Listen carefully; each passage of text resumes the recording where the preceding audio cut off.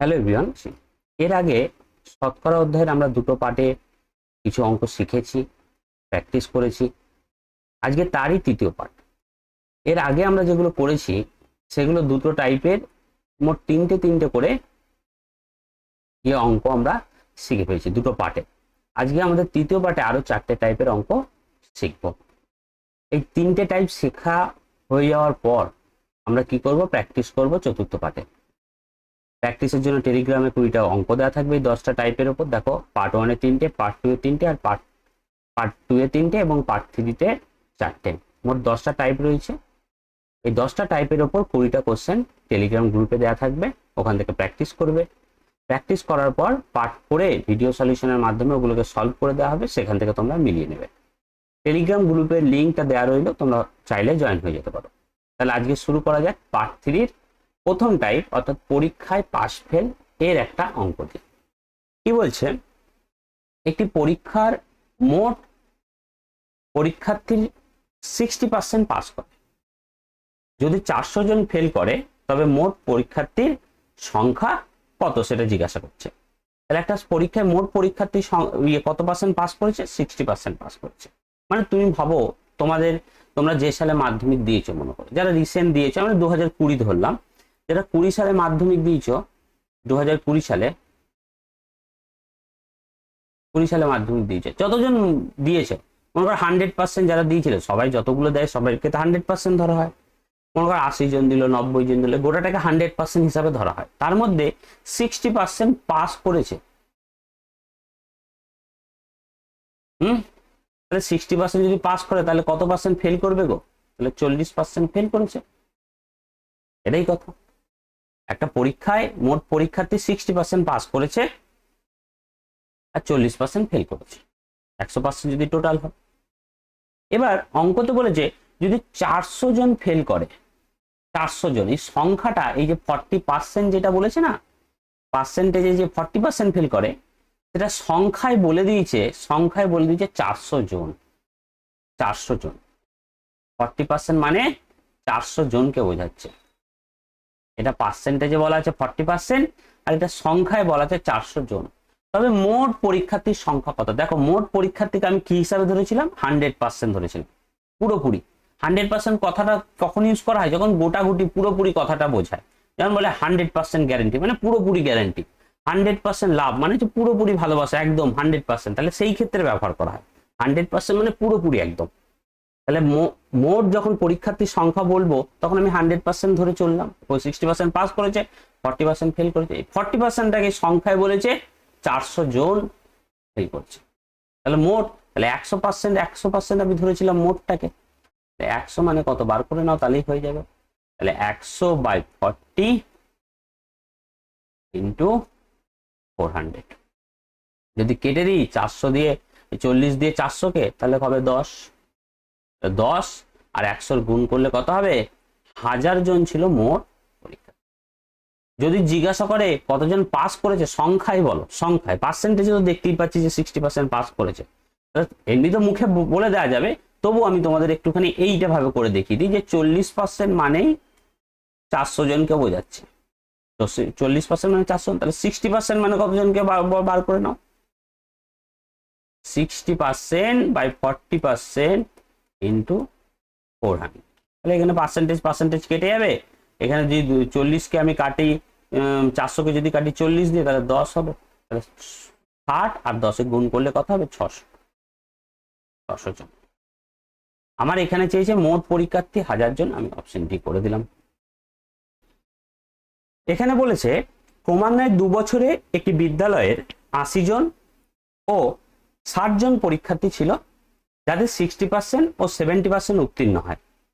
গড় উত্তীর্ণের হার কত? 2 বছর পরীক্ষা হয়েছে। মনে করো তোমাদের বিদ্যালয় থেকে 2015 সালে 80 জন পরীক্ষা দিয়েছিল, 2016 সালে 60 জন পরীক্ষা দিয়েছিল। প্রথম লাইনটার মানে এটাই, ক্রমান্বয়ে 2 বছর, পরপর 2 বছর, 2015, 2016, প্রথম বছরে 80 জন, দ্বিতীয় বছরে 60 জন। প্রথম বছরে কতজন পাস করেছে? 80 জনের মধ্যে 60% পাস করেছে, 60%। আর দ্বিতীয় বছরে কত? 70%। এবার মোট আমি দেখতে পাচ্ছি যে 2 বছর মিলিয়ে মোট কতজন পরীক্ষা দিয়েছে, 140 জন, 60 জন আর 80 জন 140 জন। এবার পাস কতজন করছে সেই সংখ্যাটা আমাকে বার করতে হবে, এখানে পার্সেন্টেজটা বলে দিচ্ছে, এর পার্সেন্টেজটা আমাকে সংখ্যায় বার করে দিতে হবে। 80 জনের 60% কত হয়, 6 8 48। পার্সেন্টেজ কিভাবে সহজে বার করতে হয় সেটা আমরা প্রথম ওই অঙ্কতে শিখেছি, প্রথম পার্টে শেখা হয়ে গেছে। আর 60 জনের 70% কত হয়, 6 7 42। তাহলে পাস কতজন করেছে মোট, দুটোকে যোগ করলে হবে 90 জন। তাহলে বলেছে গড় উত্তীর্ণের হার কত, মানে 2 বছর মিলিয়ে মোট কত পার্সেন্ট পাস করেছে। তাহলে 2 বছর মিলে মোট পরীক্ষা দিয়েছে কতজন, 140 জন, তার মধ্যে পাস করেছে কতজন, 90 জন। 140 এর মধ্যে 90, আমরা এইভাবেই তো লিখবো, যেমন পরীক্ষায় তুমি 100-তে 60 পাচ্ছ, তাহলে তখন সেটাকে এইভাবেই লেখো 100-র মধ্যে 60। সেমনি 140 এর মধ্যে কতজন পাস করেছে, 90 জন। পার্সেন্টেজে হার বার করতে বলেছে, হার মানে হচ্ছে পার্সেন্টেজে বার করতে, তাহলে ইন্টু 100 করে দাও, শতকরা বার করতে হলে ইন্টু 100। তাহলে এখানে একটা শূন্য কেটে গেল, ওপরে এখানে যদি 2 দিয়ে কাটি হবে 7, এখানে যদি 2 দিয়ে কাটি হবে সেটা হবে 50। এবার 9 এর সাথে 50 গুণ করলে হবে 450, নিচে পড়ে রইল 7, তাই তো। এবার এটাকে ভাগ করে দাও, পূর্ণতে অ্যান্সার বেরোবে 7 6 42, 3 আর এখানে 0, 4 7 28, 2 ভাগশেষ পড়ে থাকবে, 2টা উপরে উঠে যাবে আর 7টা নিচে নেমে যাবে। তাহলে 64 পূর্ণ 2/7 হচ্ছে এত পার্সেন্ট ছেলে, মানে পরীক্ষার্থী 2 বছর মিলিয়ে পাস করছে। পরীক্ষায় পাস নম্বর 30%। এক ছাত্র 180 পেয়ে 30 নম্বরের জন্য ফেল করলো, পরীক্ষায় মোট নম্বর কত ছিল। দেখো পরীক্ষায় মোট কত নম্বর, পরীক্ষা বিভিন্ন রকম হতে পারে, কেউ 700-তে পরীক্ষা হয়, আবার উচ্চ মাধ্যমিক সময় 500-তে পরীক্ষা হয়। তাহলে মোট নম্বর আমি কত জানি না, কিন্তু মোট নম্বরের পার্সেন্টেজটা তো আমি জানি। মোট নম্বরটাকে আমরা 100% ধরি, তো কোনো কিছু মোট ধরতে হলে আমি 100% হিসাবে ধরি, কিন্তু সেটাই আসলে কত মার্কস সেটাকে আমি জানি না, আসলে কত মার্কস সেটাকে আমি জানি না, এটা যা খুশি হতে পারে, কিন্তু গোটাটাকে আমি 100% হিসাবে ধরি। মাধ্যমিকের 700 টাকাও আমি 100% ধরি, 500 টাকাও আমি 100% ধরি। তাহলে ফুল মার্কস বোঝাতে 100%কে বোঝানো। এর মধ্যে বলেছে 30% হচ্ছে 30%, এটা কি, এটা হচ্ছে মোট, এটা হচ্ছে মোট, মোট পার্সেন্টেজে 100%, মার্কসে কত আমি জানি না। এবার পাস মার্কস কত বলেছে, পাস মার্কস কিছু বলেনি, এখানে বলেছে 30% পেলে হচ্ছে পাস নম্বর হবে। সেটা মার্কসেও কত বলা নেই যে এত মার্কস পেলে সে পাস করে যাবে, সেই মার্কসটাও আমি জানি না, ব্যাস এটাই বলেছে। দেখো পরীক্ষায় পাস নম্বর 30% আমি লিখে দিলাম।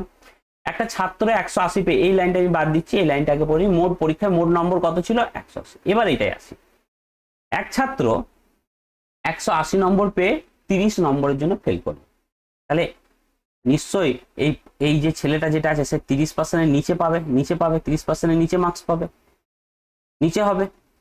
এর 30 থেকে 100-র ওপরে যারা থাকবে তারা হচ্ছে পাস, 30 থেকে 30-এর নিচে যারা হবে তারা হচ্ছে ফেল। তাহলে এই ছেলেটাকে আমি 30% এর নিচে লিখবো না ওপরে লিখবো, নিশ্চয়ই নিচে লিখবো, ওপরে লিখলে তো পাসের ওপরে চলে যাবে, তাহলে আমি নিচে লিখছি। নিচে কিভাবে বলেছে দেখো, 180 নম্বর পেয়েছে, তাহলে নম্বরের সাইড, এই সাইডটা হচ্ছে, এটা হচ্ছে পার্সেন্টেজের সাইড আর এইটা হচ্ছে মার্কসের সাইড। তাহলে এখানে কি বলে দিয়েছে, সরাসরি বলে দিয়েছে 180 নম্বর, তাহলে নম্বর মানে আমি মার্কসের দিকে রাখবো, এগুলোকে মুছে দিই।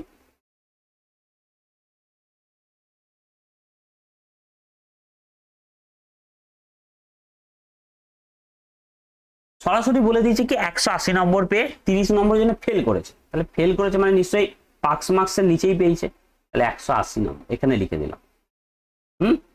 কি বলেছে, 30 নম্বরের জন্য ফেল করেছে। এবার তুমি আমাকে একটা বলো, ও 180 পেয়েছে, যদি 38 পেয়ে যেত তাহলে কি ও পাস মার্কস পেয়ে যেত, পাস করে যেত, তাই তো।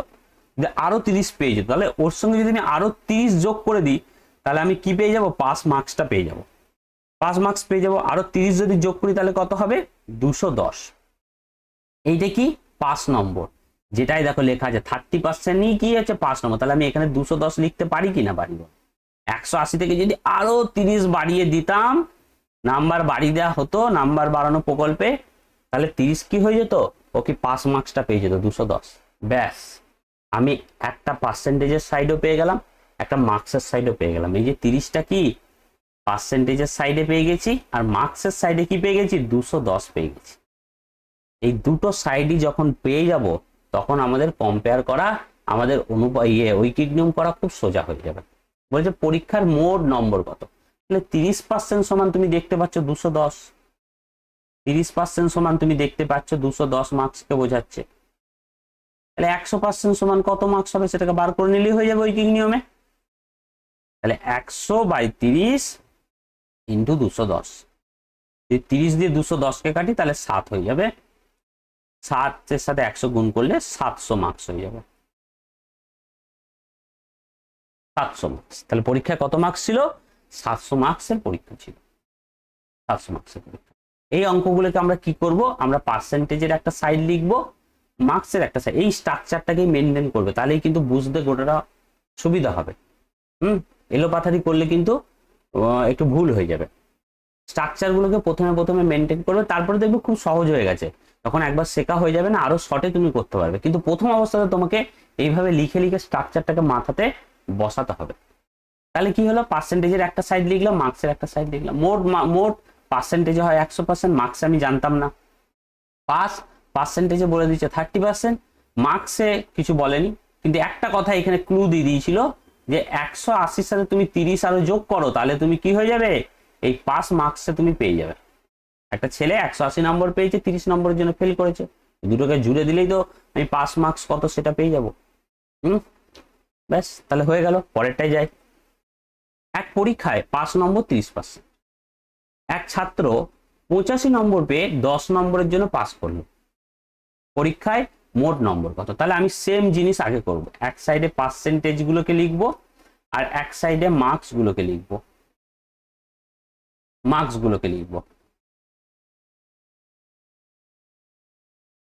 মোট মার্কস আমি কত জানি না, কিন্তু পার্সেন্টেজটা আমি জানি যে মোট বোঝাতে 100% কে বোঝায়, মার্কসে সেটা কত আমি জানি না।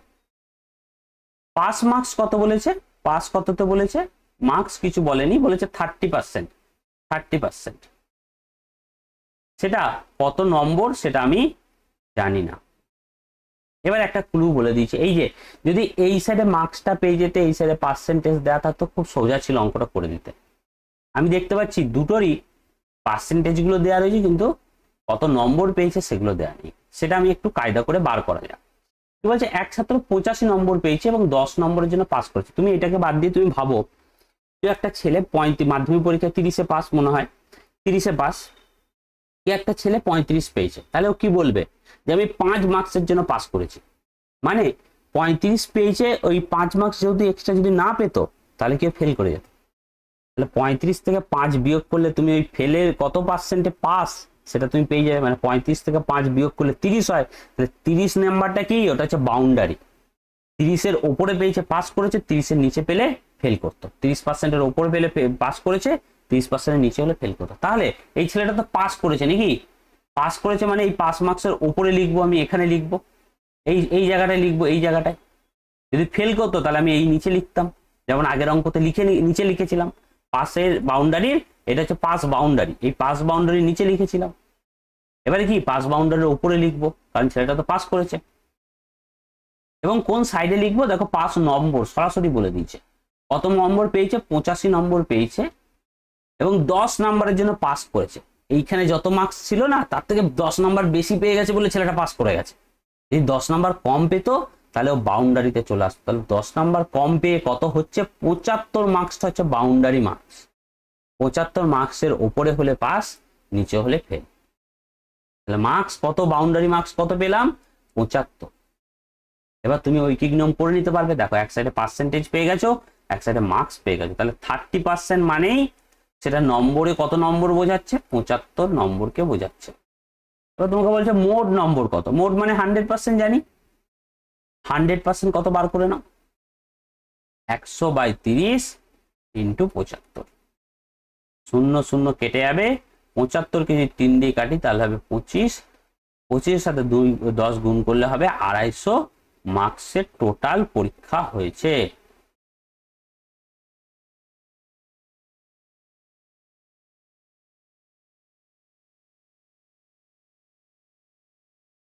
এখানে কি বলেছে, একটি পরীক্ষায় রাম 30% নম্বর পেয়ে 15 নম্বরের জন্য ফেল করলো এবং মোহন 40% নম্বর পেয়ে 5 নম্বর থেকে 35 নম্বর বেশি পেল। পরীক্ষায় মোহন কত নম্বর পেয়েছে? তাহলে এরকম সহজে করে দেওয়া যাবে, কিন্তু আমরা স্ট্রাকচারটা গোটা কোশ্চেনটা কি বলতে চাইছি আগে একটু বুঝে নিই। হ্যাঁ, দেখো আমরা কি লিখছি, প্রথমে আমরা এক সাইডে পার্সেন্টেজটাকে লিখছি, এক সাইডে মার্কসটাকে লিখছি। এখানে মোট কত নম্বরের পরীক্ষা বা পার্সেন্টেজ কত সেটা দুটোই বলা নেই, কিন্তু আমরা পার্সেন্টেজ মানে জানি মোটটাকে বোঝাতে 100% বোঝানো হয়। সব পরীক্ষায় কি 100%এই পরীক্ষা হয়, যত নাম্বারেরই হোক না কেন কোটাটাকে আমরা 100% ধরি, কিন্তু মার্কসে সেটা কত মার্কস এখানে বলা নেই। আর কি বলেছে, এখানে পাস যেটা হয়েছে তার পার্সেন্টেজটাও বলা নেই এবং মার্কসেও সেটা বলা নেই। তার বদলে অন্য একটা জিনিস বলে রেখেছে, বলেছে রাম 30% নম্বর পেয়ে 15 নম্বরের জন্য ফেল করলো। তাহলে রামকে নিশ্চয়ই নিচের দিকে লিখবো, তাই তো? কত মার্ক রাম কত পেয়েছে? রাম পেয়েছে হচ্ছে 30% এবং 15 নম্বরের জন্য ফেল করেছে। ও কত নম্বর পেয়েছে সেটা কিন্তু বলেনি, বলেনি যে 15 নম্বর পেয়েছে, ও বলেছে যে এই যে পাস মার্কস রয়েছে না তার থেকে 15 নম্বর কম পেয়েছে, এইটা বলেছে, এটাই বলেছে। আরেকজনের কথা বলে দিয়েছে, সেটা হচ্ছে মোহন। মোহন কি করেছে, মোহন 40% নম্বর পেয়ে 5 নম্বরের থেকে 35 নম্বর বেশি পেয়েছে। তাহলে 5 নম্বরের থেকে বেশি পেয়েছে, তাই তো? পাস করেছে, এবং তাহলে মোহন কি পাসের ওপরে লিখবো নিশ্চয়ই মোহনকে। মোহন 40% মার্কস পেয়েছে, সেটা নম্বরে কিন্তু কিছু কোনো কথা কিছু বলেনি, বলেছে 5 নম্বরের থেকে 35 বেশি পেয়েছে, এটাই বলা আছে। তাহলে এইটা হচ্ছে আমার গোটাটা স্ট্রাকচারটা। এখান থেকে আমাদের চাবিটা কি করে বার করব? চাবি মানে এক সাইডে পার্সেন্টেজও বলা থাকবে আর মার্কসও সরাসরি বলা থাকবে। দেখো এখানে 100% মার্কস বলা নেই, এখানে 40% মার্কস বলা নেই, এখানে তো পার্সেন্টেজ মার্কস দুটোই বলা নেই, এখানে পার্সেন্টেজ বলা হচ্ছে, এখানে মার্কস বলা নেই। তাহলে আমরা চাবিটা তৈরি করব কিভাবে? চাবিটা তৈরি করলে আমার কাজ মিটে যাবে। তাহলে দেখি কিভাবে করা যায়। দেখো কিচ্ছু করবে না, এখানে এই যে পার্সেন্টেজ যেটা রয়েছে, মোহনের পার্সেন্টেজ আর রামের পার্সেন্টেজ, এই দুটোকে বিয়োগ করে দেবে। কত? 10% হয়ে গেল, 10%। নাম্বার যেগুলো রয়েছে এদের দুজনের যত নাম্বারের জন্য এ পাস করেছে আর যত নাম্বারের জন্য এ ফেল করেছে, এই দুটোকে যোগ করে দেবে। 35 আর যোগ হচ্ছে 15, দুটো যোগ করে দিলে কত হয়ে যাবে? 45। এইটুকুনি যেটা করালাম, এইটুকুনি শুধু বোঝাবার জন্য করালাম। পরীক্ষায় যখন তোমরা এরকম দেখবে, তোমরা সরাসরি পার্সেন্টেজ গুলোকে বিয়োগ করে দেবে। এই টোটালটা আমি বোঝাবার জন্য করলাম স্ট্রাকচারটা। এই যে পার্সেন্টেজ রয়েছে 30% আর এদিকে রয়েছে 40%, এই দুটোকে বিয়োগ করে দেবে, 10% হয়ে যাবে। আর মার্কস গুলোকে যোগ করে দেবে, 15% আর এদিকে 35%, দুটোকে যোগ করে দিলে কত হচ্ছে? 15 আর 45 ইয়ে হবে না গো, 15 আর 35 যোগ করলে কত হয়? 50। ব্যাস, তুমি চাবি পেয়ে গেলে। আর কি আছে, ঝামেলা কি আছে? এবার কি বলেছে? 10% সমান 50 মার্কস। এবার তুমি যা খুশি বার করতে পারবে। তুমি 100% মানে কত বার করো, তুমি 30% মানে কত বার করো, তুমি 40%, 100% সমান কত বেরিয়ে যাবে তোমার, 40% সমান কত বেরিয়ে যাবে, 30% সমান কত বেরিয়ে যাবে। তুমি পাস মার্কসও কায়দা করে বার করতে পারবে। শুধু এখানে কি চেয়েছে, বলছে মোহন কত নম্বর পেয়েছে, কত নম্বর পেয়েছে। মোহন পার্সেন্টেজে কত পেয়েছে? 40%। 10% মানে 50 তুমি জেনে গেছো, তাহলে 40% মানে তুমি বার করে নিতে পারবে নিশ্চয়ই। 40/10 ইন্টু 50, কাটলে 4 হবে, 4 দিয়ে 50কে গুণ করলে 200 নম্বর আমার মোহন পেয়েছে। মোহন পেয়েছে 200 নম্বর। তুমি 100% কত বার করে নিতে পারবে, 30% কত বার করে নেবে, সেগুলো সব বার করে নেবে। এবার তোমাকে যদি কোশ্চেন করতো যে পরীক্ষায় পাস নম্বর কত জিজ্ঞা বলো তো, তাহলে তুমি মোহনকে দেখতে পাচ্ছ মোহন 200 পেয়েছে এবং 5 নম্বরের থেকে 35 বেশি পেয়েছে, 5 নম্বরের থেকে 35 বেশি পেয়েছে, দেখা যাচ্ছে। তাহলে 5 নম্বর কত সেটা বার করতে হলে কি করবো? 200 থেকে 35 বিয়োগ করে দিলেই তো আমি পৌঁছে যাবো নাকি এই ঘরটাতে। 200 থেকে 35 বিয়োগ করলে কবে কত হবে? 165। তাহলে 5 নম্বর যদি জিজ্ঞাসা করতো তাহলে বলতে তুমি 165।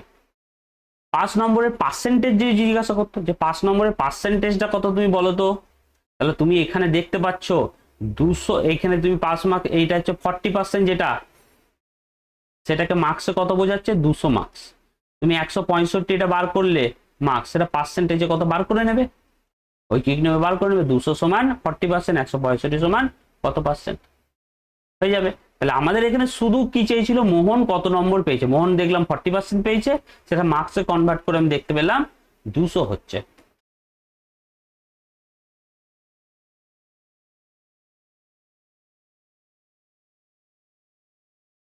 এবার কি বলেছে, এক ছাত্র 30% নম্বর পেয়ে 6 নম্বরের জন্য ফেল করলো। তাহলে আমি আর ওই সব স্ট্রাকচার করবো না, আমি কি করব, পার্সেন্টেজ গুলোকে বিয়োগ করে দেবো।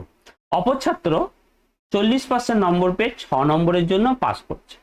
পরীক্ষায় সর্বোচ্চ নম্বর কত, মানে 100% কত সেটা জিজ্ঞাসা করছে, 100% কত। তাহলে আমি কি করব, আমি কি বললাম, যে পার্সেন্টেজ গুলোকে বিয়োগ করে দেবো। 40 আর 30-এর বিয়োগফল কত হবে, 10। নম্বরগুলোকে যোগ করে দিতে বলেছি, এই যে নম্বর আর এই যে নম্বর, দুটো 6 আর 6 12, ব্যাস হয়ে গেল, কাজ আমার শেষ। এখানে 10% সমান কত, 12। 100% সর্বোচ্চ নাম্বার চেয়েছে, 100% সমান কত বার করে নাও, 120। 10 সমান যদি 12 হয়, তাহলে 100 সমান 120 হবে, 120। কোন পরীক্ষায় 40% ইংরেজিতে, 30% গণিতে ফেল করলো, উভয় বিষয়ে 15% ফেল করলো, শতকরা কতজন উভয় বিষয়ে পাস করলো। দেখো এই অঙ্কগুলো তোমরা দেখেছো, কিছুজন হয়তো দেখে থাকবে, খুব জটিল পদ্ধতিতে করানো হয়। আমরা শুধু একটা ছোট্ট টেবিল করবো, একটা ছোট্ট পাড়া ছক করবো, ছকের মাধ্যমে তুমি সব বার করে নিতে পারো। খুব ধীরে ধীরে দেখবে আমি ছকটা কিভাবে তৈরি করছি। এই ছকটাকে পুরো একদম তুমি যদি ভালো করে দেখে রাখো আর শিখে যাও, তাহলে এই অঙ্কগুলো তুমি চুটকিতে করে দিতে পারবে। দেখো কিভাবে করছি, দেখো কি বলেছে, আমরা আগে পাস আর ফেলটাকে লিখে নিই। এই ছকটাকে তোমরা ভালো করে দেখো, পাস একদিকে আর ফেল একদিকে লিখবো। ইংরাজি সাবজেক্ট গুলো কি কি আছে এখানে, দুটোই সাবজেক্ট এখানে বলা আছে, ইংরাজি আর অঙ্ক, গণিত।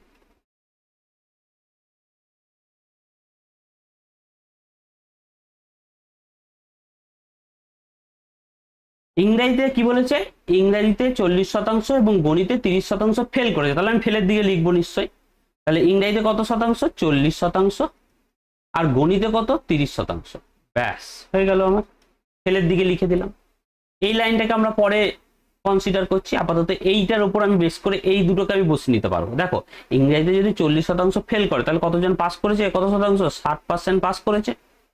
গণিতে যদি 30% ফেল করে, তাহলে কত শতাংশ পাস করেছে, 70%। ব্যাস, তাহলে আমার পাস ফেল দুজনেরই পাস ফেলের হিসাব পেয়ে গেল। এবার দ্বিতীয় কাজ কি, দ্বিতীয় কাজ হচ্ছে এগুলোকে তুমি সব যোগ করে দাও, ওপর নিচে করে যোগ করে দাও।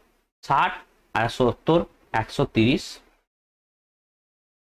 আর এখানে কত হবে, শুধু 70 হয়ে গেল। তাহলে আমার ছকের প্রথম কাজ শেষ। এবার আমরা দ্বিতীয় ধাপের একটা ছক করব। কি বলেছে, উভয় বিষয়, উভয় বিষয়ে লিখে দিলাম কথাটা। উভয় বিষয়ে কি বলেছে এখানে, উভয় বিষয়ে 15% ফেল করে, তাহলে উভয় বিষয়ে 15% কোন দিকে লিখবে, এদিকে নিশ্চয়ই লিখবো, ফেলের দিকে লিখবো, পাশের দিকে লিখবো না।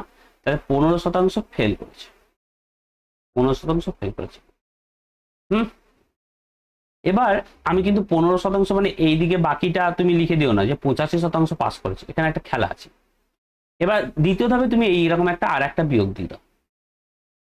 এখানে লেখো যে কোনো একটিতে, যে কোনো একটিতে, যে কোনো একটিতে, মানে যে কোনো একটি বিষয়ে সে পাস করছে।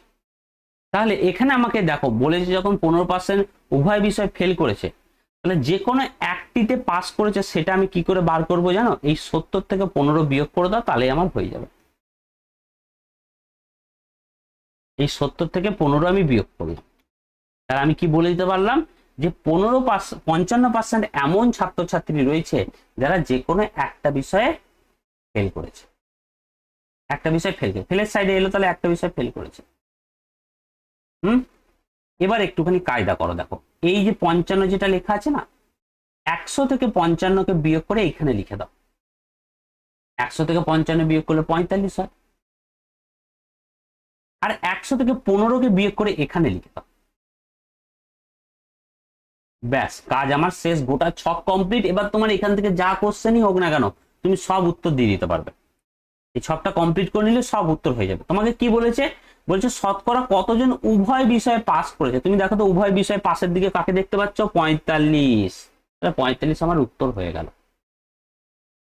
এবার যদি তোমাকে জিজ্ঞাসা করতো যে কোনো একটি বিষয়ে পাস করেছে এরকম পার্সেন্টেজ বলো, তাহলে যে কোনো একটি বিষয়ে পাস করেছে সেটা কত হবে, 85। যদি বলতো উভয় যে কোনো একটি বিষয় ফেল করেছে এরকম সংখ্যা কত, তাহলে হবে 55। ছকটা কমপ্লিট করে দিলে তুমি সব উত্তর দিয়ে দিতে পারবে, কিচ্ছু নয়। আমি কি করলাম, প্রথমে পাস, এখানে এখানে কোশ্চেনে বলেছিল 40% ইংরেজিতে ফেল করেছে, আমি 40% লিখলাম। দ্বিতীয় কি করলাম, 30% গণিতে ফেল করেছে, আমি 30% এখানে লিখে দিলাম, হলো। এর পরের কাজ কি, এর উল্টোটা লিখে দিলাম, 40-এর 100 থেকে বিয়োগ করলে 60, 30-কে 100 থেকে বিয়োগ করলে 70। 40 জন যদি পাস করে তাহলে 60 জন, 40 জন যদি ফেল করে তাহলে 60 জন পাস করেছে, 30 জন যদি ফেল করে তাহলে 70 জন পাস করেছে। দুটো আলাদা বিষয় রয়েছে। এর পরের ধাপে কি করেছে, এই দুটোকে যোগ করে দিয়েছি। তারপর উভয় বিষয়ে এই কথাটা লিখেছি, একটা দাগ দিয়েছি, যে কোনো একটিতে এইটা লিখেছি, ব্যাস। আমাকে আর একটা ইনফরমেশন দিয়ে দিয়েছিল যে উভয় বিষয়ে ফেল করেছে 15%। তাহলে উভয় বিষয়ে ফেল করেছে 15%, এই 75 থেকে 15 বিয়োগ করে যে কোনো একটিতে ফেল করেছে 55%, এটা আমি বার করে দিলাম। এবার একটা সাইড যেই আমার বার করা হয়ে গেল, এই জায়গাটা করে এতদূর পর্যন্ত কিচ্ছু নেই, এতদূর পর্যন্ত সব সোজা, তুমি যা যা বলেছে তাই তাই করে গেছো। এবার শুধু এর এই 100 থেকে 55কে বিয়োগ করে উভয় বিষয়ে কতজন পাস করেছে সেটা পেয়ে যাব। 100 থেকে 15 বিয়োগ করে যে কোনো একটা বিষয়ে পাস করেছে কতজন, আমি সেটা পেয়ে গেলাম। ব্যাস, এই ছকটা আমার কমপ্লিট হয়ে গেল। এবার কোশ্চেনটা তুমি এখান থেকে যা কিছু উত্তর দিয়ে দিতে পারবে। আশা করছি যে বোঝা গেছে। যদি না বোঝা যায়, আর একটা আছে এরকম অঙ্ক, সেটা আমরা করি, দেখো কি বলছে দেখি।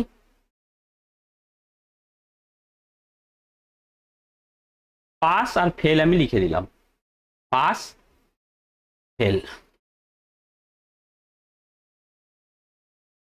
সাবজেক্ট গুলো লিখে নিই, কি কি সাবজেক্ট আছে এখানে।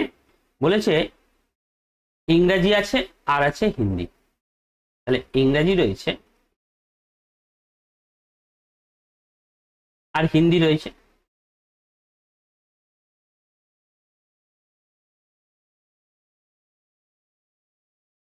কি বলেছে, 60% ছাত্র ইংরেজিতে পাস করেছে, তাহলে পাশের দিকে লিখবো নিশ্চয়ই, তাই তো।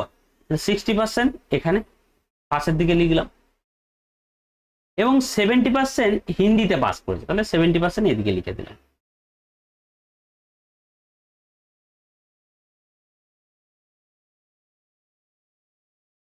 এবার 60% যদি ইংরেজিতে পাস করে তাহলে কতজন ইংরেজিতে ফেল করেছে, 40%। আর 70% যদি ইংরেজিতে পাস করে কতজন ফেল করেছে, 30%।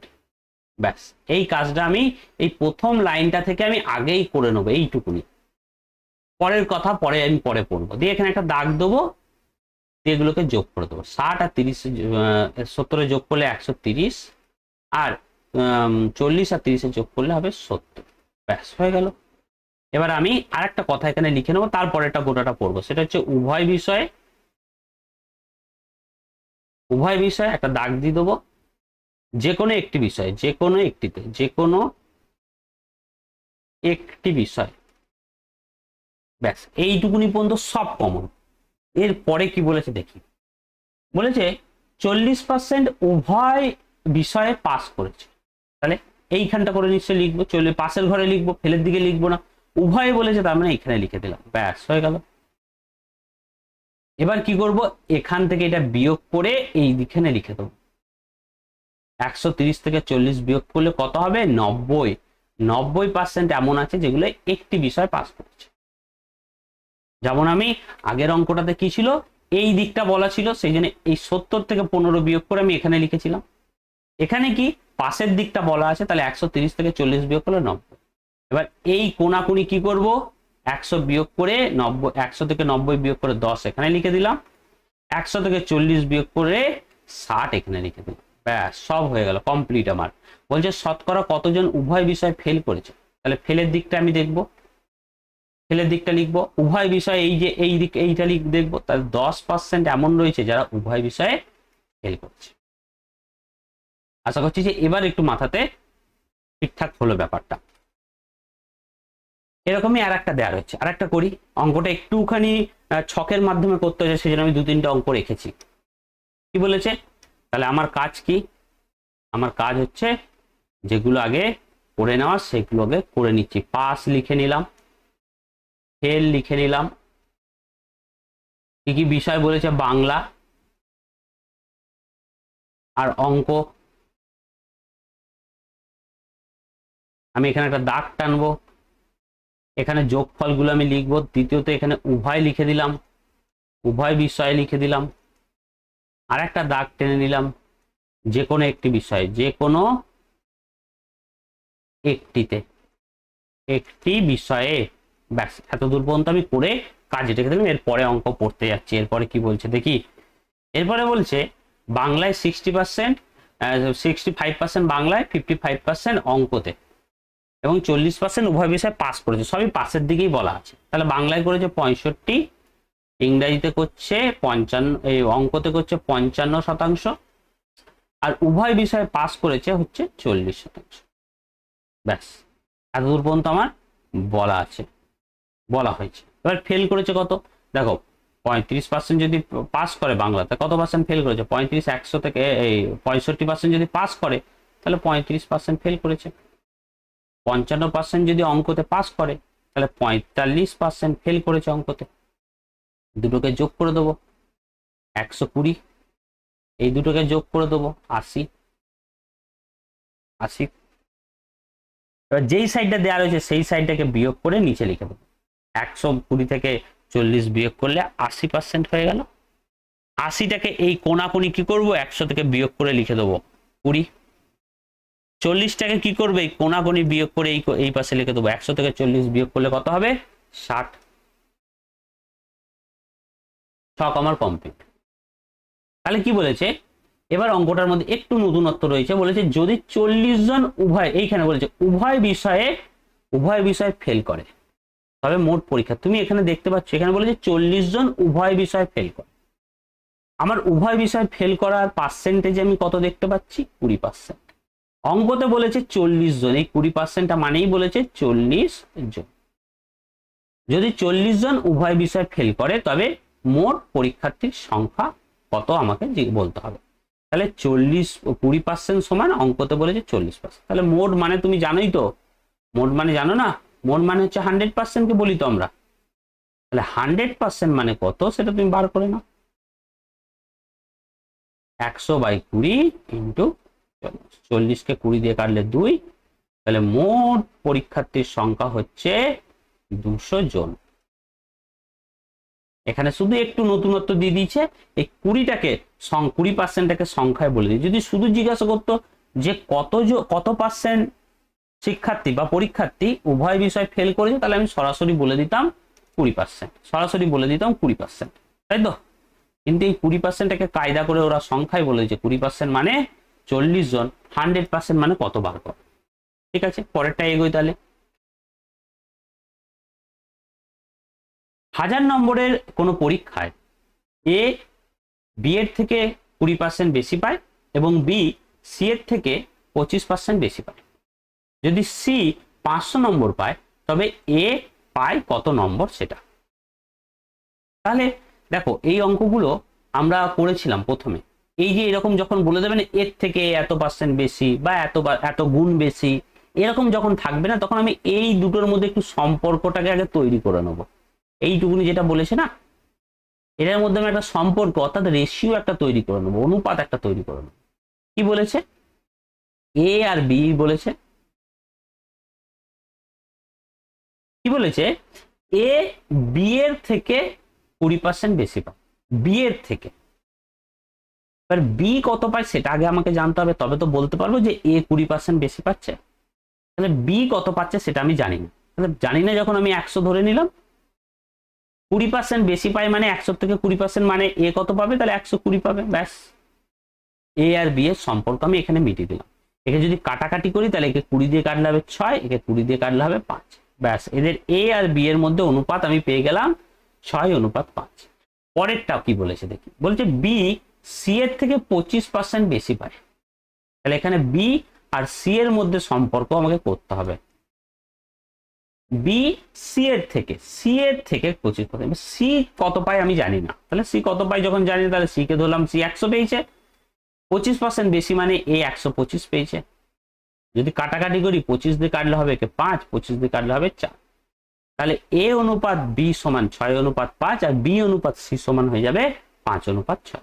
এগুলো আমরা অনুপাতের অধ্যায়ে শিখেছি এবং আমরা এই পার্সেন্টেজ এবং অংশীদারি কারবারের প্রথম দিকে এই জিনিসগুলো আমরা শিখে গেছি কিভাবে এই রকম থেকে আমরা অনুপাত তৈরি করে নিতে পারবো। এবার এ এবং বি দুটো বিচ্ছিন্ন ভাবে আছে, আমাকে এক করে নিতে হবে। এখানে এ বি বলা আছে আর এখানে বি সি বলা আছে, দুটো বি তো দু জায়গায় চলে এসছে, দুটোকে মার্চ করে দাও। এটা দুটো আলাদা জিনিস, দুটোকে মার্চ করে দাও। এ বি সি এর অনুপাত কত হবে? এটা খুব সোজা, দেখো বি দু জায়গাতেই 5, তাহলে কোনো ঝামেলা নেই, বি মানে 5, এটা একদম স্পষ্ট ক্লিয়ার হয়ে গেল। তাহলে বি মানে যদি 5 হয়, পি কে 5 এখানেও লেখা যায়, 5 বুঝতে তাহলে এ সমান 6 আর সি সমান 4। ব্যাস, মিটে গেল। এ অনুপাত বি অনুপাত সি সমান 5:6:4। এবার অঙ্কতে বলেছে যদি সি 500 নম্বর পায়, সি এর অনুপাত কত? 4। সেটা নম্বরে কত বলে দিয়েছে? 500 নম্বর।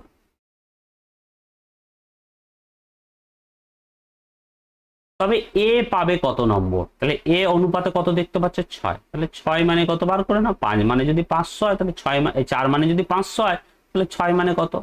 6/4 × 500। একে কাটলে 3, একে কাটলে 2, 500 কে যদি 2 দিয়ে কাটি তাহলে হবে 250।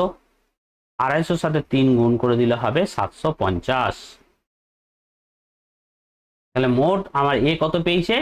এখানে পার্সেন্টেজে বলা আছে। এ নম্বর কত পেয়েছে? এ নম্বর পেয়েছে হচ্ছে 750 নম্বর। 750 নম্বর পার্সেন্টেজ, এটাকে আমাকে তৈরি করতে হবে। মোট পরীক্ষা কত হয়েছিল? 1000 এ পরীক্ষা হয়েছিল, ওর মধ্যে এ কত পেয়েছে? 750 পেয়েছে। ওর পার্সেন্টেজ করতে হলে কি করবো? 100 দিয়ে গুণ করে দাও, আবার কি ঝামেলা শেষ। পার্সেন্টেজে বলে যদি শুধু নম্বরে বলতো তাহলে আমি বলে দিতে পারতাম যে 750, এখানে পার্সেন্টেজে বলে তাহলে পার্সেন্টেজে ছোট্ট একটুখানি করলেই পার্সেন্টেজে হয়ে যাবে। তাহলে 1000-এর মধ্যে 750, 100-র মধ্যে কত? ইন্টু 100 করে দিলাম। তাহলে এই দুটো শূন্য কেটে গেল, এখানে একটা শূন্য, এটা একটা শূন্য কেটে গেল, তাহলে 75% হয়েছে এ মার্কস পেয়েছে, 75%। এবার তার পরের টাইপ ভোটের সংক্রান্ত কিছু কোশ্চেন রয়েছে, সেগুলোকে আমরা মিটিয়ে নিই। একটি নির্বাচনে দুজন প্রার্থীর মধ্যে বিজয়ী প্রার্থী মোট ভোটের 60% পেয়ে 5000 ভোটে জয়লাভ করে। মোট ভোটারের সংখ্যা কত? তাই তো। তাহলে আমি জানি যে মোট, মনে করো ধরো যে 100% ভোটার রয়েছে, 100% ভোটার রয়েছে। যে জিতেছে সে কত পেয়েছে? 100-র মধ্যে 60% পেয়েছে। তার মানে যে হেরেছে সে কত পাবে গো? 40%। 40%। এবার কি বলেছে? বিজয়ী প্রার্থী মানে যে জিতেছে সে 60% ভোট পেয়েছে, 60% ভোট আমি লিখেছি, এবং 5000 ভোটে জয়লাভ করছে।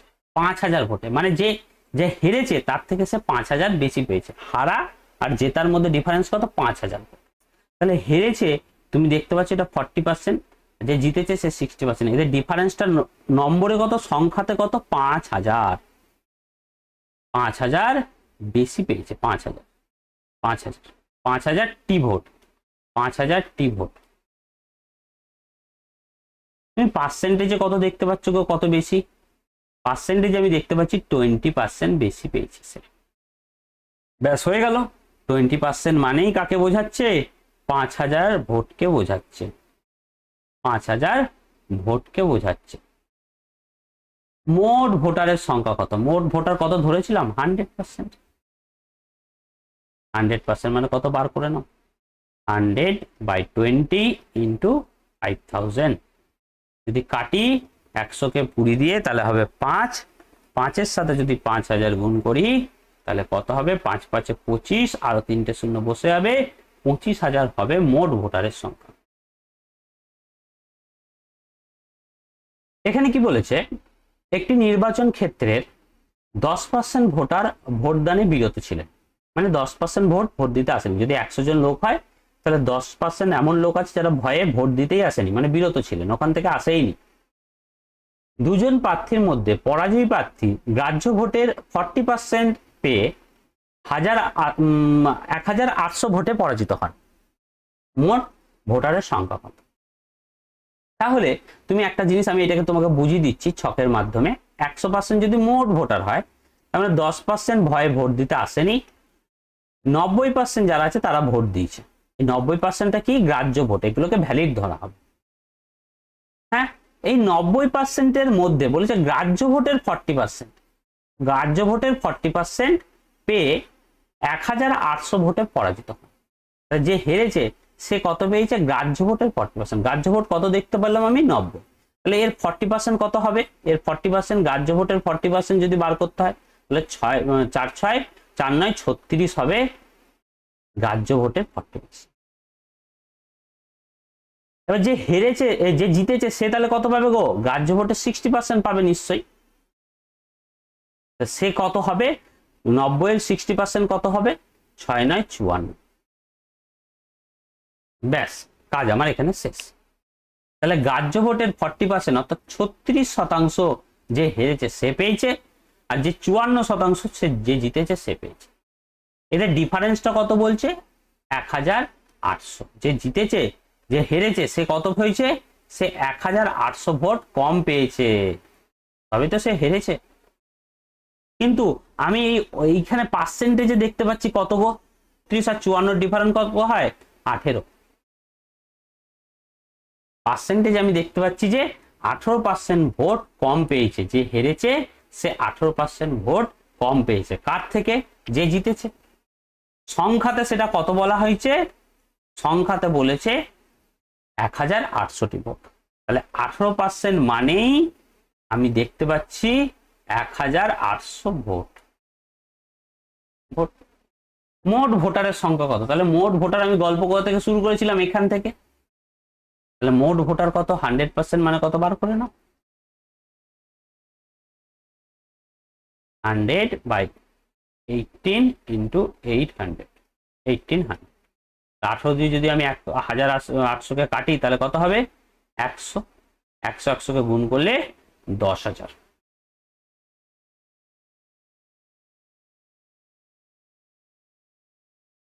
এখানে কি বলেছে?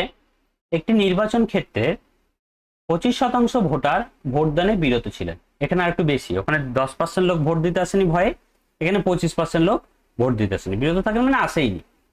যারা ভোট দিয়েছেন তার মধ্যে 10% ভোট বাতিল হয়। গ্রাহ্য ভোটের 75% ভোট পেয়ে যিনি নির্বাচিত হয়েছেন, মানে যিনি জিতেছেন, তিনি যদি 8100 ভোট পেয়ে থাকেন, তবে মোট ভোটার কত সেটা আমাকে বার করতে হবে। তাহলে কি হয়েছে দেখো, ধীরে ধীরে আমি এটা বুঝবো। মোট ভোটার কত? যদি আমি পার্সেন্টেজে ভাবি তাহলে হবে 100% মোট ভোটার। এই 100%-এর মধ্যে প্রথম ধাপে কি হয়েছে? বলছে 25% ভোট দিতেই আসেনি। এই 25% বাদ, 25%টাকে আমি ধরবো না, 25% বাদ।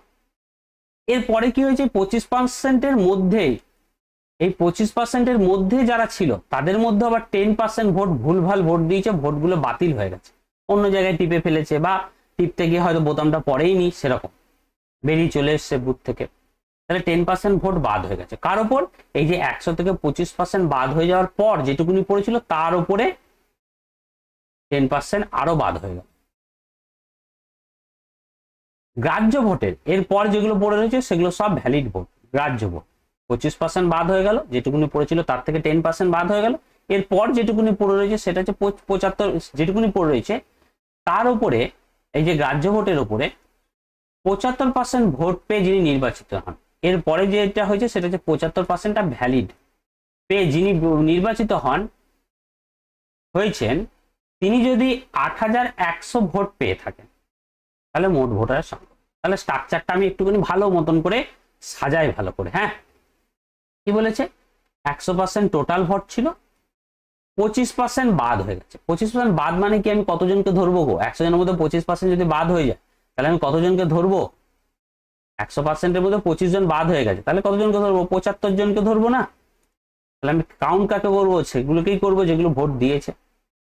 এরপর বলেছে এই যে টোটালটা হয়েছে না, তার থেকে আবার 10% বাদ হয়ে গেছে। এবার 10% যদি বাদ হয় তার মানে কি 100-র মধ্যে 90 জনকে আমি কাউন্ট করব, হইলো।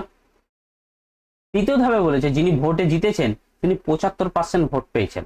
দেখো এইখানে বলেছে 75% ভোট পেয়েছেন, এটা বলেনি যে 50% ভোট বাতিল হয়ে গেছে বা করতাম 25/100, যদি বলতো 75% ভোট বাদ হয়ে গেছে, কিন্তু বাদ দেয়নি, এখানে টিক দিয়ে রেখেছি, তার মানে কি তিনি ভোটটা পেয়েছেন, মানে এটা কাউন্ট হবে।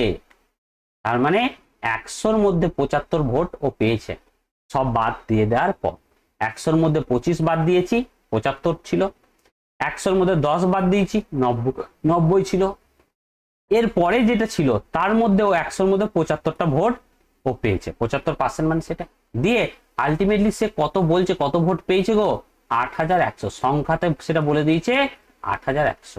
তোমাকে বলছে মোট ভোটার কত, মানে 100% সমান কত তোমাকে বার করতে হবে। এবার 100% যদি তুমি বার করতে চাও তাহলে তুমি কি করবে, 100%-এর সঙ্গে যেগুলো গায়ে গায়ে লেগে আছে সেগুলোকে সব ডান পক্ষে নিয়ে চলে আসো, মানে এই সমানের ডান সাইডে নিয়ে চলে আসতে হবে। তাহলে 100% সমান আমি কি লিখবো, সমানের আগে এই ধারে কে ছিল, ডান দিকে আগে থেকে কি ছিল 8100। এই সব কটাকে এইটাকে এই পাশে নিয়ে চলে আসো, যদি নিয়ে আসো তাহলে 75/100টা কি হয়ে যাবে, উল্টে যাবে, ওই সাইডে এলে 100/75 হয়ে যাবে। 90/100টাকে যদি ওদিকে নিয়ে আসি তাহলে উল্টে গিয়ে হবে 100/90। সেরকম ভাবেই এইটাও একই হবে 100/75। ব্যাস আমার সাজানো হয়ে গেল।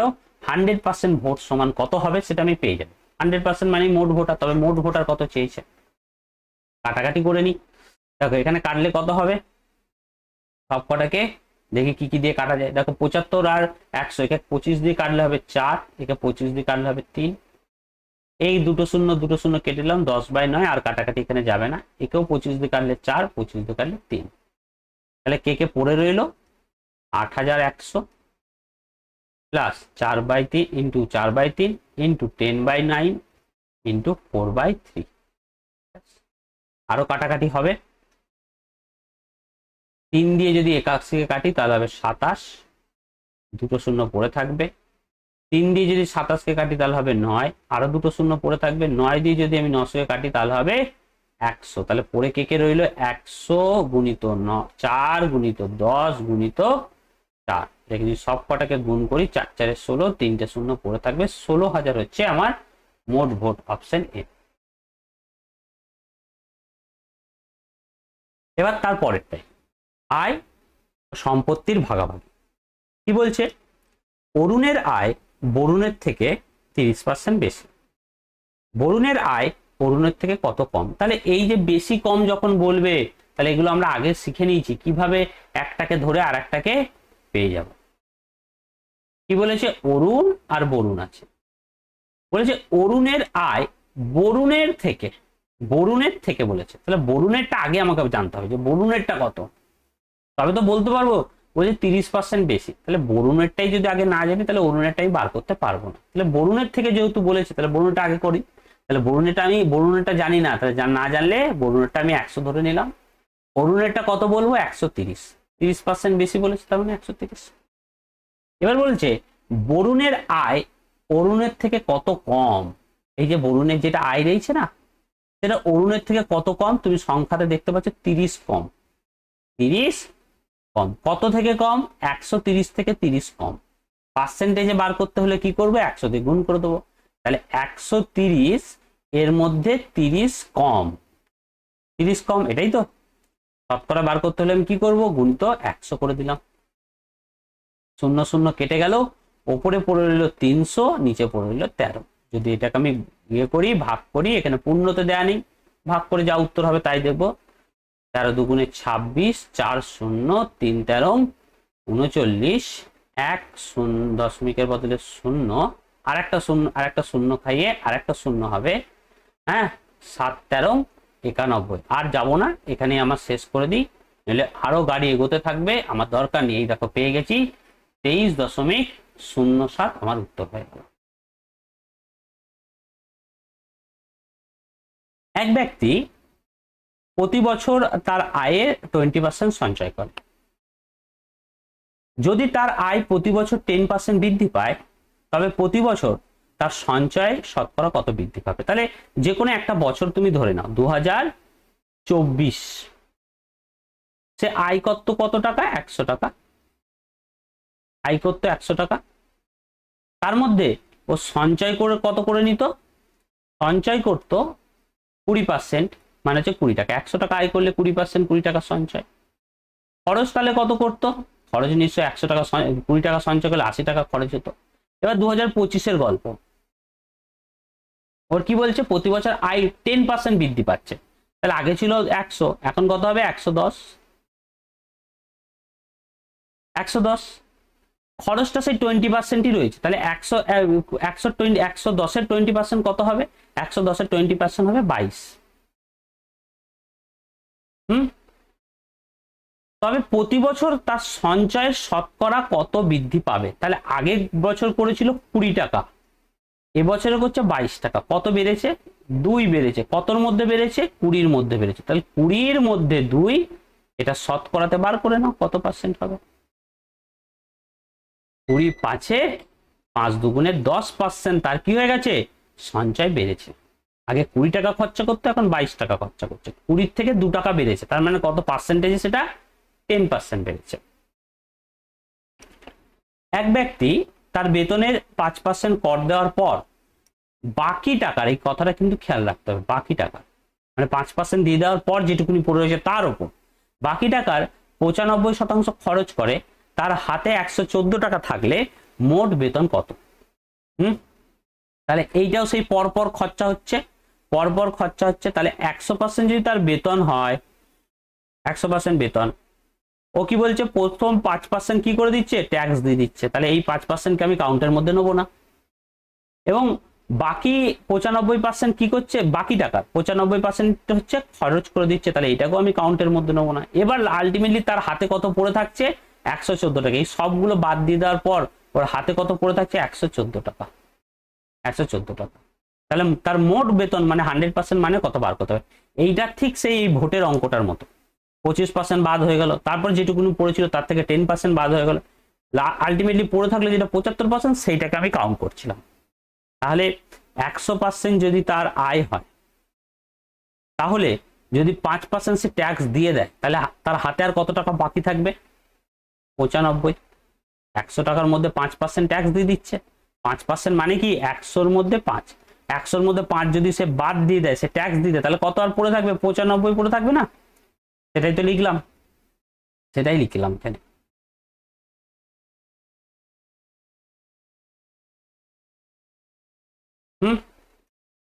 এবার কি বলেছে, আরো 95% সে খরচ করে দিচ্ছে। তাহলে 100-র মধ্যে 95 যদি খরচ করে দেয়, তাহলে কত পড়ে থাকবে, 5 পড়ে থাকবে, শুধু 5 পড়ে থাকবে।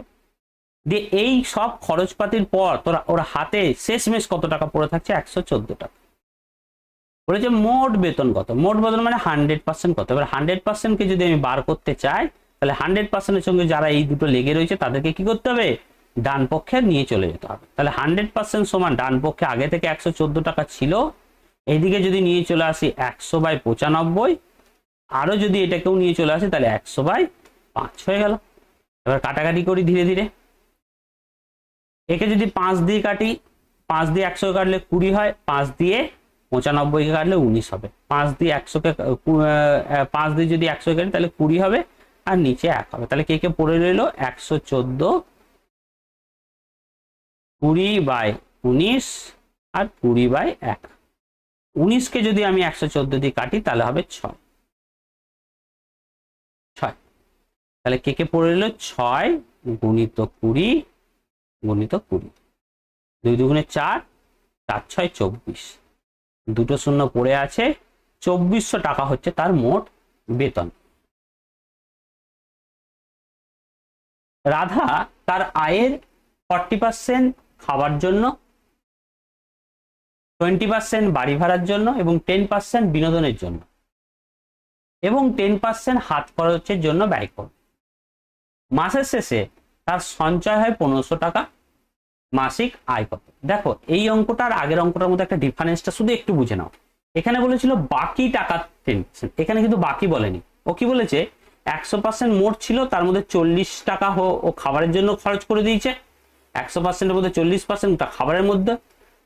হ্যাঁ, যদি বলতো বাকি টাকা, তাহলে আমি এই 40% থেকে করতাম। ও বলেনি বাকি টাকা, তাহলে বলেছে ওই যে 100% তার মধ্যে 20% কি করেছে, ঘর ভাড়ার জন্য দিয়ে দিচ্ছে, 10% বিনোদনের জন্য দিয়ে দিয়েছে, এবং 10% হাত খরচ করেছে। এগুলো সব কি ওর মোট খরচ। তাহলে মোট খরচ কত হলো, মোট খরচ হচ্ছে 40, 20, 60, 70, 80, 80 টাকা ও টোটাল সব খরচ করে দিয়েছে। ছিল কত বেতন, 100%, তার মধ্যে 80% ও কি করে দিয়েছে, খরচ করে দিয়েছে। 80% খরচ করে দিয়েছে। ওর হাতে এখন কত টাকা পড়ে, কত পার্সেন্ট পড়ে থাকবে, 20% পড়ে থাকবে। সেটাই কি বলেছে, এই 20% যেটা পড়ে থাকবে নিশ্চয় সেটা সঞ্চয় হবে। মাসের শেষে তার সঞ্চয় 1500 টাকা। তাহলে এই 20% মানেই 1500 টাকাকে বোঝানো হচ্ছে। তার মাসিক আয় কত, মানে 100% সমান কত বার করে নাও। 100/20 ইন্টু 1500, 20 দিয়ে কাটলে হবে 5, 5 আর 1500 গুণ করলে হয়ে যাবে 7500 টাকা তার আয়। Option B. ওখানে বলেছিল এত টাকা খরচা করছে, তারপরে এখানে কিন্তু বলেনি, এখানে সব একে একে পরপর পরপর খরচা করে দিয়েছে। 40, 20, 10, 10। যখন মোদ্দা কথা যখন বলবে, এই যে বাকি টাকার এই কথাটা যখন থাকবে না, তখন এইটাকে একটু ফলো রাখবে। যদি না থাকে তাহলে কোনো ঝামেলা নেই। একজন তার বেতনের 10% ব্যাংকে জমা করার পর অবশিষ্ট, মানে হচ্ছে বাকি, বাকি কথাটা চলে এলো এখানে, অবশিষ্ট টাকার 4% বাড়ি ভাড়া দিলেন। তার বেতন 5000 টাকা হলে তিনি কত টাকা বাড়ি ভাড়া দিলেন। তাহলে এখানে মোট কত বেতন বলে দিয়েছে, প্রথমেই বলে দিয়েছে, 5000 টাকা।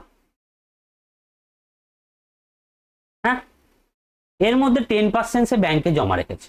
তাহলে এর 10% যদি বাদ হয়ে যায়, মানে 10% যদি বাদ দিয়ে দেয়, 10% কি করেছে, ব্যাংকে জমা রেখেছে।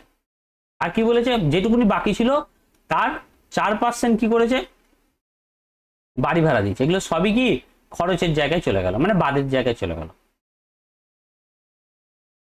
তিনি কত টাকা বাড়ি ভাড়া দিলেন, তাহলে তুমি আগে এইটা 10% আগে বার করে নাও। 500 টাকা, 500 টাকা।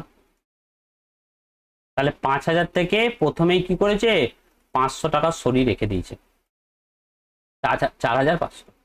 এই 4500-এর 4% সে বাড়ি ভাড়া দিচ্ছে। তাহলে 4% বার করে নিলে কত টাকা বাড়ি ভাড়া দিয়েছে সেটা পেয়ে যাবো। 4% বাড়ি ভাড়া দিয়েছে, তাহলে 0 0 কেটে গেল, 45 আর হয়ে গেল 4। তাহলে 180 টাকা হচ্ছে সে বাড়ি ভাড়া দিচ্ছে। কিচ্ছু ছিল, এটা সহজ ছিল, অত সবকিছু ভাবারই ছিল না। যদি 5000 তার 10% সে ব্যাংকে দিয়ে দিল, মানে 500 টাকা দিয়ে দিল। বাকি কত টাকা পড়ে রইল, 4500 টাকা।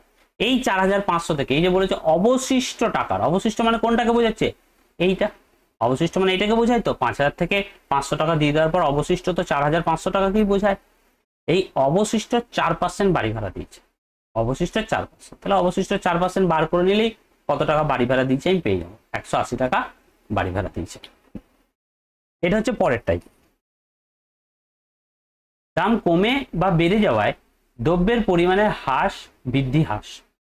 কি বলেছে, চিনির মূল্য 20% কমে যাওয়ায় 600 টাকায় 5 কেজি বেশি, 5 কেজি চিনি বেশি পাওয়া যায়।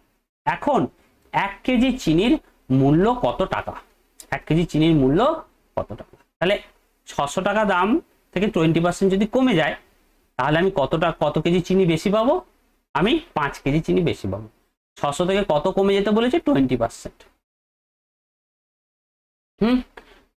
এবার 600 থেকে 20% কমা মানে টাকাতে সেটা কত কমা, 600 20% হবে 120 টাকা। এই 120 টাকার জন্যই আমি কত কেজি চিনি বেশি পাচ্ছি, 5 কেজি চিনি বেশি পাচ্ছি। দেখো 600 থেকে 20% কমে কত টাকায় দাঁড়ালো সেটা আমাদের বার করতে হবে না, হবে না, এখানে বার করতে হবে। শুধু আমি জানবো যে 600 টাকার 20% কমা মানে আলটিমেটলি কত টাকা কমা, 120 টাকা কমা। এই 120 টাকার জন্য ও কত চিনি বেশি পাচ্ছে, 5 কেজি চিনি বেশি পাচ্ছে। 120 টাকার হেরফের হচ্ছে বলেই তো 5 কেজি চিনি বেশি পাচ্ছে। তাহলে 5 কেজি চিনির দামই তো 120 টাকা। 1 কেজি চিনির দাম কত, ওই কি নেমে বার করে নিলেই হবে। 1 কেজি চিনির দাম কত বার করে নাও, তাহলে 5 কেজি চিনির দাম কত, 120 টাকা। ধরে 1 কেজি চিনির দাম কত সেটা বার করে নাও। 1/5 ইন্টু 120, 5 24-এ 120, তাহলে 1 কেজি চিনির এখন দাম কত? এখন দাম হচ্ছে আমার 24 টাকা। এখন দাম কত? 24 টাকা। দেখো এখন দামটা হচ্ছে 24 টাকা। যদি জিজ্ঞাসা করতো আগে দাম কত ছিল, এটা তো 24 টাকাটা কমে যাওয়ার পর, তাই তো? তুমি আমাকে জিনিস বলো, কোনো একটা জিনিসের যদি 100 টাকা দাম হয়, 20% কমে গিয়ে তার দাম কত দাঁড়ায়? 80 টাকা। তাহলে এখন দাম কত? এখন দাম হচ্ছে জিনিসটার দাম 100 টাকা, 80 টাকা। আগে যদি দামটা কত ছিল সেটা যদি কি বলতে, তাহলে পূর্বে দাম কত ছিল? 100 টাকা। সেমনি এখন হচ্ছে 24 টাকা, তোমাকে জিজ্ঞাসা করেছে আগে কত দাম ছিল 1 কেজি চিনি, তাহলে এর সঙ্গে তুমি কম্পেয়ার করে দাও তো। দেখো 100 থেকে 20% কমে 80 হয়েছে, এখন দাম কত দাঁড়িয়েছে? 80। আমি আগে কত দাম জানতাম না, সেখান থেকে 20% কমে গিয়ে 20% কমে গিয়ে এখন 1 কেজি চিনির দাম কত দাঁড়িয়েছে? 24 টাকা। আগে দাম জানতাম না, এই 600 টাকা থেকে ভেবো না যেটা আগের দাম, এটা অন্য দাম। হ্যাঁ, এটা 5 কেজির দামের হিসাবে করা হচ্ছে। 1 কেজি দামের আমি জিজ্ঞাসা করেছি, 1 কেজি চিনির দাম আগে কত ছিল সেটা আমি জানতাম না। 1 কেজি চিনির দাম এখন কত হয়েছে? 24 টাকা। কোথা থেকে কমে গেছে? কোন একটা দাম থেকে 20% কমে গিয়ে 24 হয়েছে। এবার আমরা জানি যে 100 থেকে 20% কমে গেলে 80 হয়, তাহলে কোন একটা দাম থেকে যদি 20% কমে গিয়ে 24 হয়, তাহলে আমি ঐকিক নিয়মে বার করে নিতে পারবো। দেখো এই দুটোকে ভালো করে কম্পেয়ার করে, 80 মানেই 24। দেখো দুটো স্ট্রাকচারকে মেলাও, দেখো সব সেম। 20 20 সেম, 80 এইদিকে 24কে দেখাচ্ছে, 100 মানে কত আমি বার করে নাও, স্ট্রাকচারটার মধ্যে মেলাবে। 80 মানেই কাকে বোঝাচ্ছে? 80 মানেই 24কে বোঝাচ্ছে। 100 মানে কত বার করে নাও,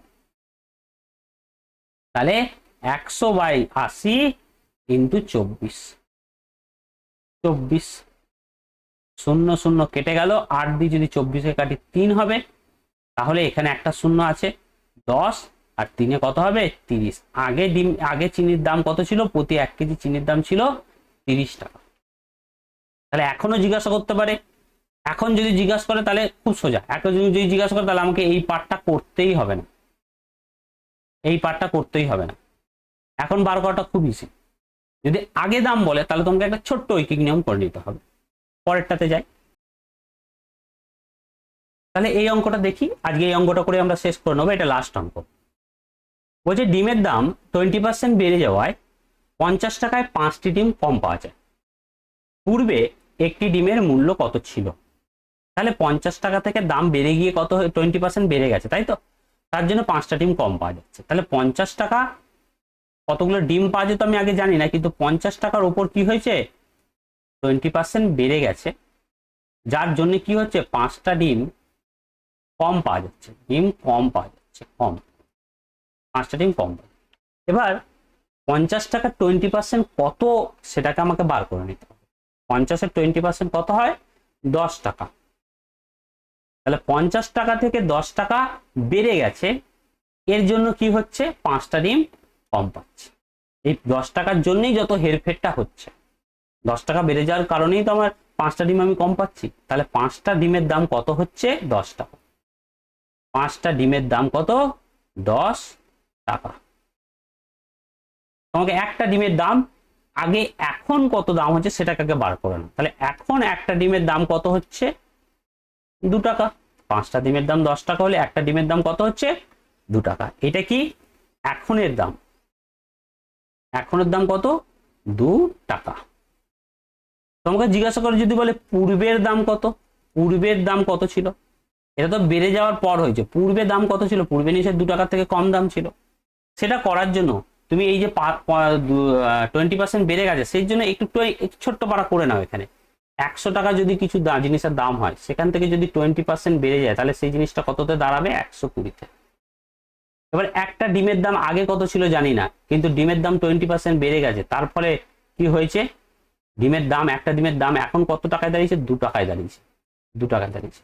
তাহলে এই ওপরেরটা ছিল পূর্বে, আর এইটা হয়ে গেছে এখন। হ্যাঁ, পূর্বে 100 টাকা ছিল, 20% বেড়ে 120 হয়েছে। পূর্বে একটা ডিমের দাম কত ছিল আমি জানি না, 20% বেড়ে এখন কত হয়ে গেছে? 2 টাকা হয়ে গেছে। তাহলে এই তো দেখো স্ট্রাকচারটাকে ভালো করে চোখে মেলাও, দেখো 120 মানেই 2 টাকাকে বোঝাচ্ছে। তাহলে 100 মানে কত তুমি পেয়ে যাবে, তাহলে 120 মানেই 2 টাকা। 100 মানে কত সেটা বার করে নাও, 100/120 ইন্টু 2। যদি 2 দিয়ে আমি 120কে কাটি তাহলে হবে 60, 0 0 কেটে গেল, 10/6।